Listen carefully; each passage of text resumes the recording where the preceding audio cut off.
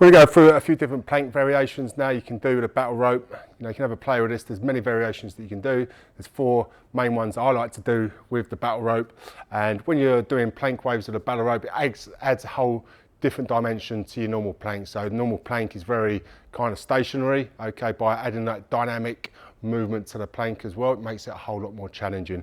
So the first one I'm going to do is just the normal plank wave, okay. So if I'm going to use my right hand, I'm going to have my left hand stabilizing on the floor closest to the anchor point, and with this I'm just going to push down as hard as I can through that hand that's stabilizing, making sure my hand's stacked underneath my shoulder and there's a straight line running through my ear, shoulder, hip, knee and ankle, okay. We'll try not to rotate when you're doing these as well, so just keeping the abs locked in, abs tight, glute squeeze, and that's going to lock your hips in so you're nice and tight all the way through the trunk.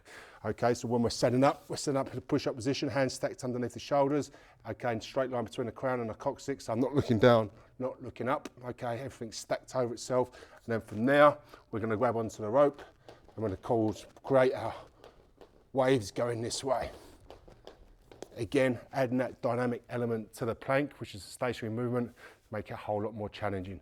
So that's the first one. Next one we can do is actually change around. So this time I'm going to have the hand that's doing the wave closest to the anchor point.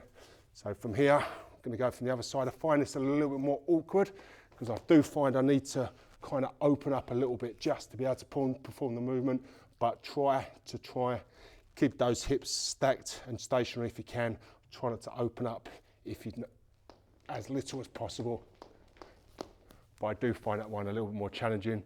And then you've got your forward plank, which is your head's closest to the anchor point.